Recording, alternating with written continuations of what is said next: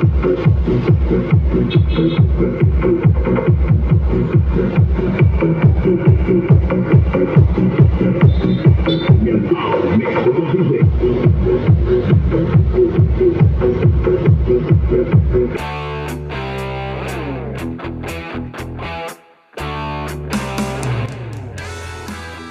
to my vlog. Yun, for today's video, eto, meron na naman ulit dayo. Puro dayo, alas lahat ng customer natin dayo Ace na CE5 Professional Power Amplifier. Dayo kasi sabi ko nga, hindi pa tayo kilala sa area natin. 80% na sa labas yung gawa, 20% lang yung dito sa area ko. Yun, unang-una sa lahat, shoutout sa may-ari nito. And then, maraming salamat sa pagkakatiwala ng unit mo rito sa akin, sir. Ito, kaya nasabi kong dayo kasi galing pa itong Batangas. Shoutout sa inyo, sir, ha. Kaya dinala to dito sa akin. Ang issue daw is wala daw audio. Oo, wala daw audio. Tama ba yung pagkasabi ko, sir? Comment na lang dyan sa may comment section kasi follower, subscriber din natin to Wala daw audio, kaya dinala dito sa atin. Tapos ang isa sa request niya is kumari daw i-fix bias natin. Kung kaya siya i-fix bias natin. And then dagdagan na rin daw itong blanco na ito ng transistor. Yan, may blanco. Tapos lagyan daw ng fuse. Ang problema, hindi ko malagyan ng fuse. Alam mo kung bakit? Wala akong mapaglagyan, Wala akong mapaglagyan ng fuse dito. Bali ang fuse niyan, parang ito na yun, yung fast recovery diode na to. Yan, kapag magka-problema yan is magpuputok ito. Tapos magsushort. Kaso wala pa rin Wala talaga siyang fuse. Hinahanap ko kung saan ko siya pwede lagyan. Pwede siguro sa ilalim. Ang problema, pag sa ilalim ko siya ilagay, babangga. Bangga, busing, kaya ka bangga. Try ko. Kung magawa ko siya ng paraan sa ilalim, di sa ilalim ko siya ilagay, basta meron siyang fuse. Wala fuse Pero pag wala na tayong magawa dyan. Yan na yan na yung lumabas sa tawas So ngayon, para malaman natin na kung may audio or wala, try natin ilagyan ng audio source. Ito may nakakabit na dalawang speaker. Yan. Tapos ang kulang na lang ay audio source na lang. Teka lang So ayun, ito, meron na nakakabit na audio input. Itong cellphone natin. Yan, ngayon. Yan, nakauna. Gamit muna tayo ng bulb para in case na may problema hindi basta-basta ang lumala yung problema niya. Napansin ko, marami ng opera na ginawa rito. Kahit yung mga bloke, ibang mga pyesa, iba na yung kulay. Tapos dito, sa input is nakalkal na rin. Ayan, umaandar na yung cellphone natin, full natin. Yan, naka-full na natin. Wala, muugong na yung speaker Wala, pero wala. Natin kung meron. Wala talaga. Ayun, wala. Malaman natin kung yung problema dito ba sa input buffer or maaring sa may control. Kung sa control naman, pag pinihit mo, parang may lumalakas yung ugong Ito, tanggalin natin ito.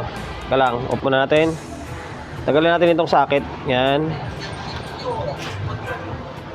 Yan, tanggal na yung socket. Balik, on natin. Gulo,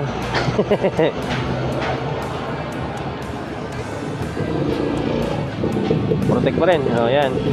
Normal naman yung bias nito sukatan nga natin, pakita ko sa inyo. Baka mamaya sabihin nyo. Video ko.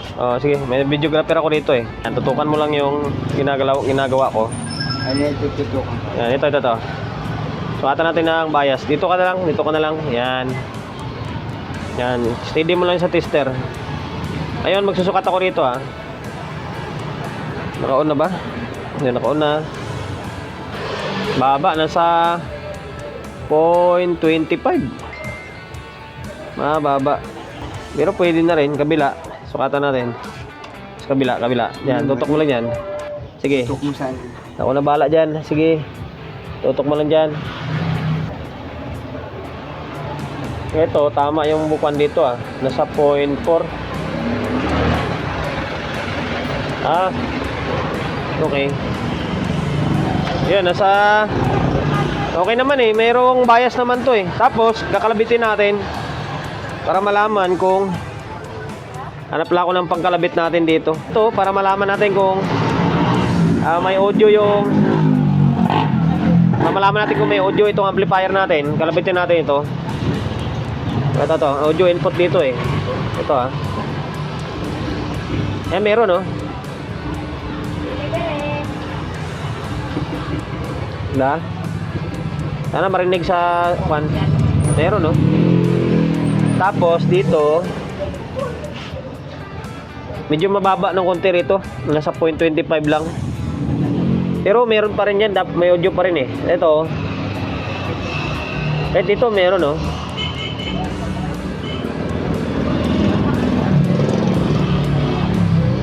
Ba? Meron, no?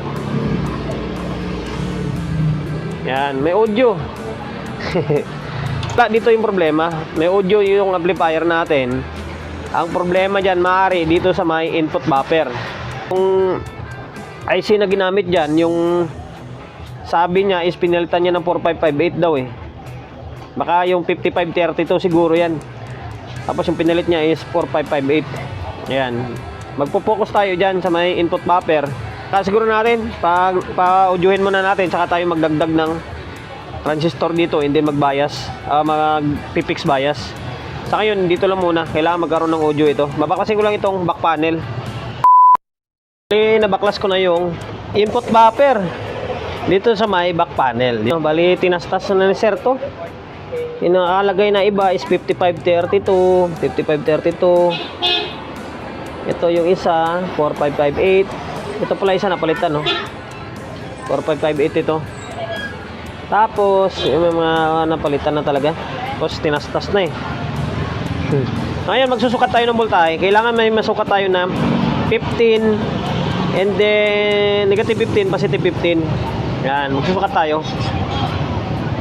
Yan, kanina pa naka-plug in yan. Yan. Kamay tayo ng bulb para sigurado. Yan, nag-relay na. Yan, naka-ground na. Tinusok ko yung tester natin. Ito. Kailangan merong masusukat dito na 15. Ito, wala dito. Ito, negative ito. Negative yung lumusot din eh. Oh. Yan, dapat dito sa may kabila, itong kapares niya, ito dapat positive to. Wala, parang negative lang lumabas din ah. Ngayon, ito voltahe ito eh. Putol yung ground sa gitna oh. Pero okay lang kasi may ground din naman dito eh. Dapat may masukat tayong ito positive oh, nakasulat yan sa ilalim. Yan, zoomin natin.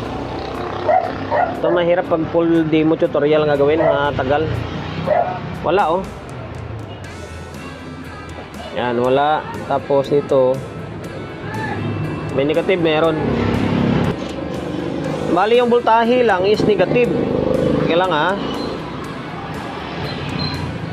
Yan, tanggal tuloy. Teka lang. Ayan, nilipat ko na yung ito, isang test prod yung positive yung binaon natin. Ngayon, kasi nabunot eh. Sukat tayo ulit. Dapat may kwan talaga eh. Kulang na volt, may kompleto dapat. Meron dito, mababa oh. Yan. Wala talagang positive. Ngayon, ang gagawin natin, yan, sundan natin yung supply. Yan, supply niya, no? Yan, ito. Yan. Sukatan natin ng kita ba? Ito. Yan siya oh. 15. Tapos kailangan yan, positive. Ito positive to. Dapat meron. Wala, yung naging negative eh oh. Oh. Ay, positive 5 lang, oh. Butal. So ngayon, magpo-focus tayo rito ulit. Kailangan mayroon tayong maipalabas na voltahe dyan na 15. Ayun, nakasulat na nga siya, oh. Tingnan nyo. Zoomin natin. Ayun, oh. So, magkuhan ka, mag-focus ka. Yan, oh. 15 positive, 15 negative. Tapos ground sa gitna. Wala yung positive. Baka mamaya nasira yan, oh. Yung fusible na yan. Yan, resistor na yan. Nag-check tayo dyan. Kaya baklasin na natin ito. So ngayon guys, ito. Nangyari tayo nito. Gutay-gutay na. Gutay-gutay na yung wire, oh. Sama ito, hindi natin may balik. Ayan, bali, magre-rekta muna tayo. Hindi natin may labas siya pag hindi natin kakalasin, eh, oh. Yun, nagrekta muna ako ng supply dito, oh. Yan. Kasi kapag nakakabit yung mga wire, hindi natin ma-troubleshoot. Hindi natin mababaybay yung supply ng 15. Yan, kaya kailangan yan, oh, inject lang. Discarding technician lang, ah. Yan, nakakabit naman yung mga supply. Yan, mababa, matataas. Yan, nakakabit naman siya. Tapos nakala ko nakakuha lang pala ito. Hindi pala naka-class H ito. Class AB lang. Oo, naka-class AB lang pala ito. Ngayon, sukat tayo. Sukatan natin. Ayun, oh. Yan. Yan, nagre-relay naman siya. Tingnan nyo, ah. Saan tayo kukuha ng ground nito? Kahit dito na lang, eh. Kasi ito, ground ito, eh. Ito yun, oh. Ito yung regulator niya, no? Yan, ito. Ito, dalawa na to. Ito, tsaka ito, regulator yan. 78, 15. 79, 15. Ito, positive to, eh. Yung labas nyo, 5 volts lang, oh. Tapos, ito yung kabila is negative ito. Bakit mataas? Nga. Mataas talaga yung kabila niya, oh. Yan, ibig sabihin, hindi normal talaga. Ngayon, babaybayin natin to. Itong linya na yan. Patayin ko muna. Mamaya makuryente tayo. Yan, babaybayin natin to kung alin yung ano yung sanhi ng pagiging abnormal ng voltahe. Kung galing ba siya dito siya kumuha ng supply or dito sa may high voltage. Tapos magdadrop lang. Yun yung babaybayin natin. Medyo mahirap to. Kailangan baklasin talaga ito. Taas baba naman yung linya nyo. So ngayon, stay tuned lang kayo. Ituturo ko na lang sa inyo mamaya kung alin yung nagiging sanhi niya. So ngayon guys, ito, tinanggal ko na talaga yung board. Hindi na ako mapakali rito, eh. Tinanggal ko na. Yan, para mas masilip natin ng maayos, makapag-trouble tayo ng maayos. Ayun, napansin ko sa may 7915. Ayun, parang biyak ko. Yung regulator na yan, hindi ko lang sure kung biyak talaga. Zoomin natin. Ayun, tama ba? Parang biyak. Regulator yan, 7915, negative yan. Kasi ito is 7815. Ito naman yung positive. Yan, baklasin natin ito para ma-check natin kung alin yung sira dyan sa kanilang dalawa. Baklas ko na yung regulator. Galing yan. Ito yun. Sira nga talaga. Tapos kumuha na ako ng pamalit natin. Ito, nakuha ko to sa may lumang mixer. Ang kinaibahan lang nila, ito isa kasi kailangan ng sapin to. Yeah, okay lang naman kasi may pansapin naman ako. Yan, oh.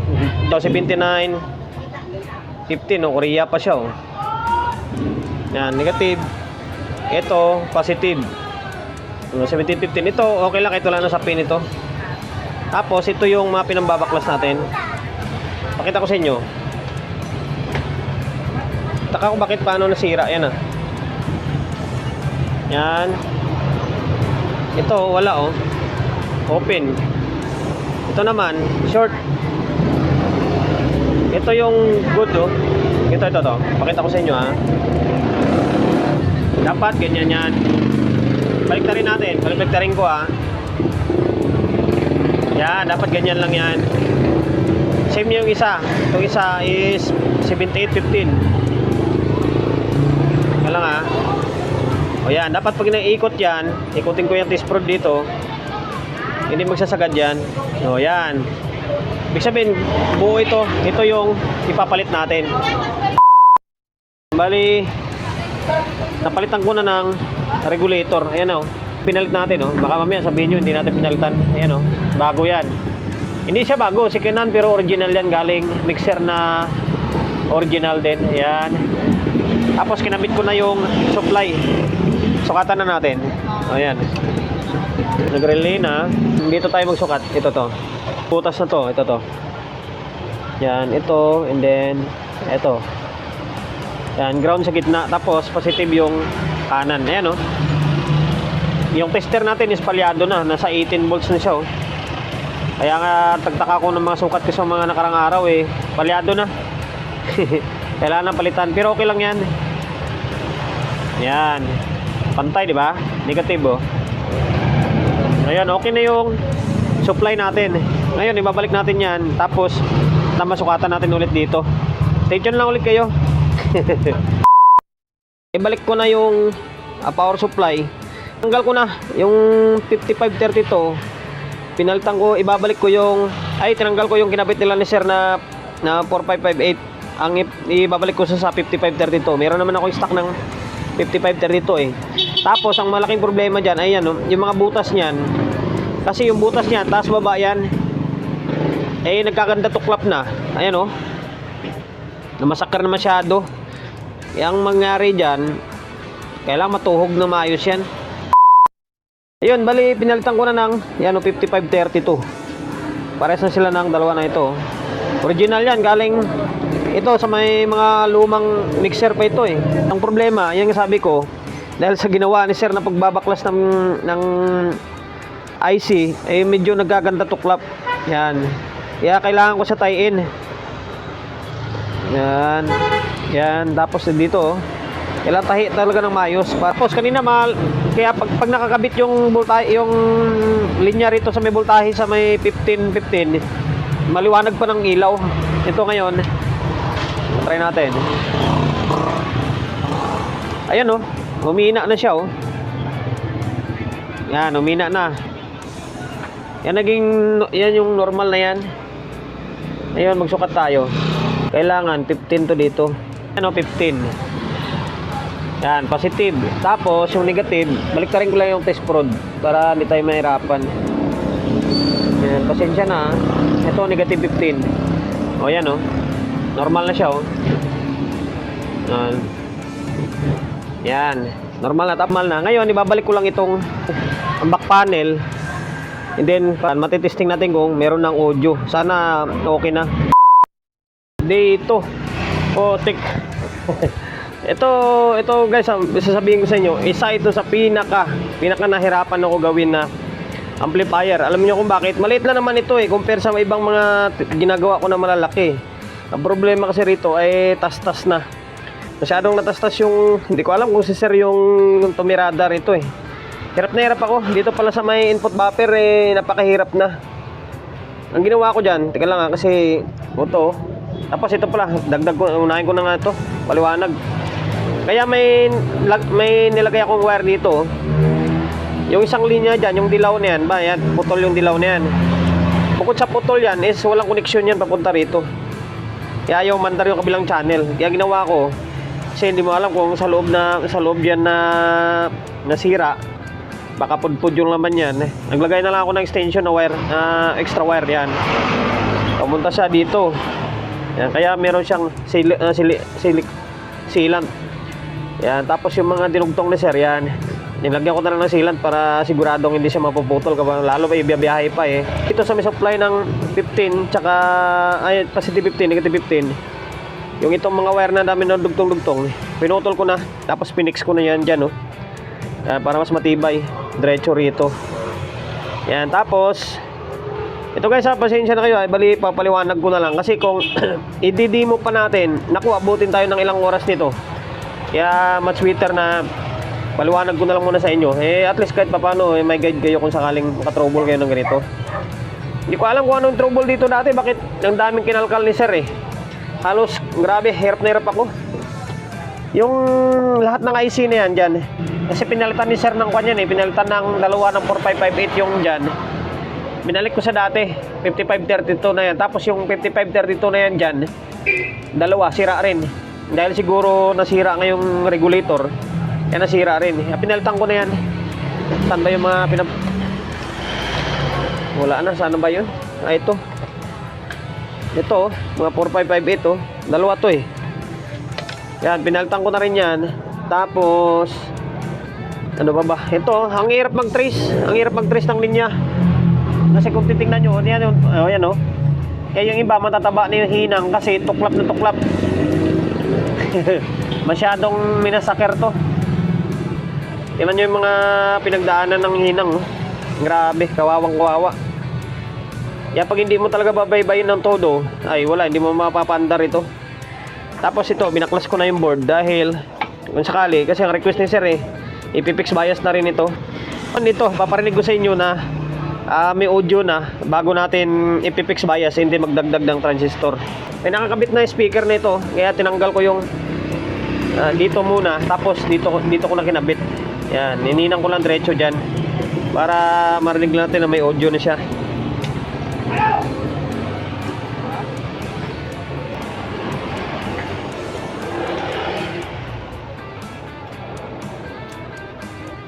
Yan. Naka normal indication na siya. Ngayon, audio natin. Yan. Grabe, hirap na hirap ako rito. Tapos, isingit muna natin. Ito, meron ulit tayong gagawin. May isa pa oh. Shoutout sa may-ari nito, yung nagdala rito from Malabon. Grandmaster na live Grandmaster. May medyo luma na. Maraming salamat sa pagkakatiwala ng unit, sir. Bali, basta abangan nyo sa mga susunod na video natin. Balik tayo rito. Kailan matapos muna natin ito. Ayan o, may audio na siya o. Ito. Ba?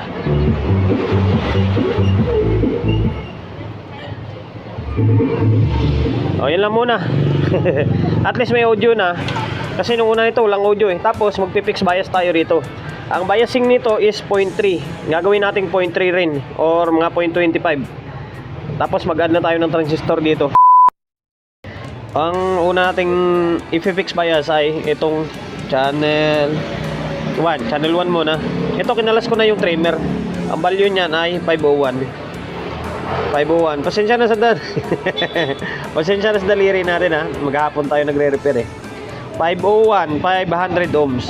Yan o, naka-indicate naman dyan o. 501, 500 ohms. Ngayon, subukan natin i-fix ng ito, 220 ito. 220 ohms. Tingnan natin kung anong mangyari, kung ano yung magiging bias na kakalabasan. Kasi nasa 0.3 ito eh, yung bias dito eh. Ngayon, ikakabit ko lang ito, hindi nisasalpak ko dito para hindi na umaba yung video natin. Bali, naibalik ko na yung board dito sa may casing. Ayan, naibalik na rin kable. Magandang kable ito, ilang piraso lang yung salpak mo, 3 lang. Isa rito, isa dito, and then isa dito sa signal. Ayun.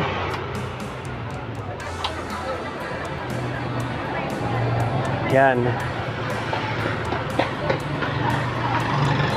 Yung ito, gayahin natin dito. Gayahin natin yung bias dito.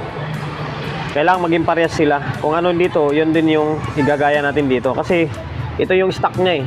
Yung trimmer niyan, ayun na silalim oh. Hindi pa napalitan yung kulay puti oh. Puti and then blue. Yan. Sukat muna tayo rito. Pinahirapan ako masyado rito. Grabe.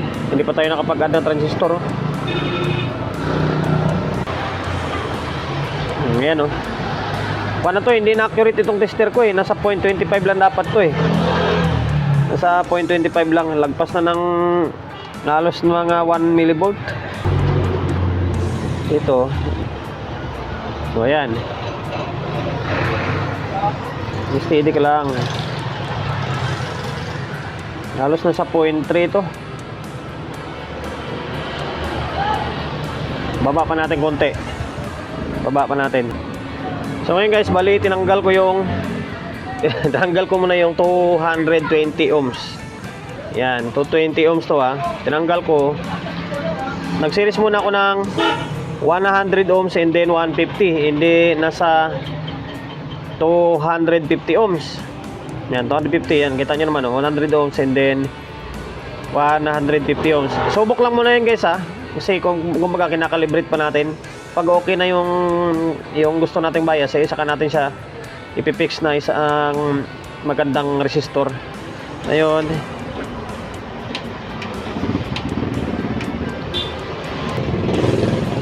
So,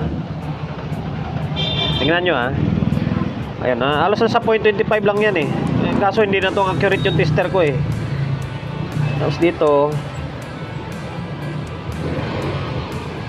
ayan parehas na diba? Bumaba siya ng konti. Ayan. Ibig sabihin, pwede na yan. Ang gagamitin natin na bias dyan, yan, yung 150 and then 100 ohms. Palitan ko lang yung maliit na yan. Palitan ko ng malaki. Tapos ngayon, papalitan ko na rin to dito para hindi na mababa lalo yung video natin kasi dami pa and then diretso na, magdadagdag na rin ako ng output dito. Nagawa ko na lahat ng dapat gawin. Ang haba na ng video natin. Akalain mo, nagsimula ako hapon. Inabot ako ng ganitong oras na, halos 24 oras na gawaan ko. Grabe. Sadya pinahirapan mo talaga ako, sir. Yan, bali, i-recap natin yung mga ginawa natin. Ayan nag-add na tayo ng transistor. Ito. Itong iba yung washer nyo. Ayan, dinagdag natin yan. Ayan, tapos nag-fix bias tayo. Ayan fix bias na. Yung isa doon sa ilalim. Ayan nakatayo. Dito tayo nahihirapan sa may back panel nya. Dito sa may regulator 7815 and then 7915 is pinalitan na rin natin yan. Ayun, okay na. Bali yung kulang na lang ay ito, tornilyo na lang. Ito, tornilyo na lang para matapos na yung walang kwentang vlog natin dito. And then audio source natin ay cellphone.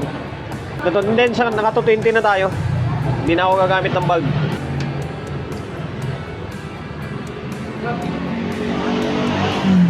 Yan, hindi ko nasusukatan ng bias to. Kita nyo naman yung bias niya kanina, halos nasa 0.3 lang eh. 0.3, 0.25 eh. Yun naman yung dating bias niya eh. Kabilang channel. Kabila. Yan.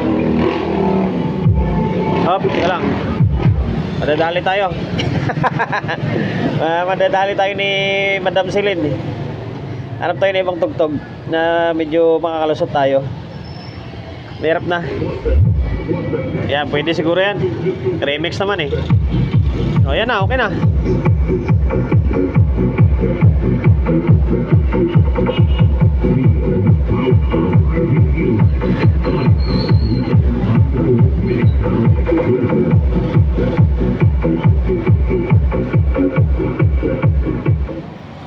Yan o, yung channel. Kabilang channel.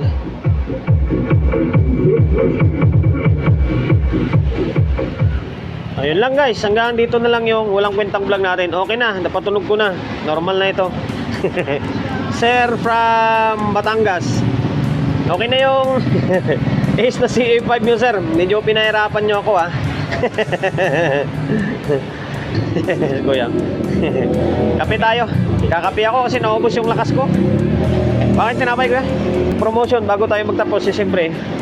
Shop natin, always on the go na, 24/7. At number 41, Don Julio Gregorio Street, sa Oyo Road, sa Oyo, Quezon City. Social media pages natin sa mga hindi pa napag-follow, paki-follow, and siyempre paki-share na mga walang kwentang video natin sa my Facebook, YouTube channel. Sa mga hindi pa nakapag-subscribe, paki-subscribe, like, share, and siyempre paki-hit ng bell button sa gilid para updated tayo sa mga susunod na video na i-upload ko. Ingat, God bless, and then peace atin lahat.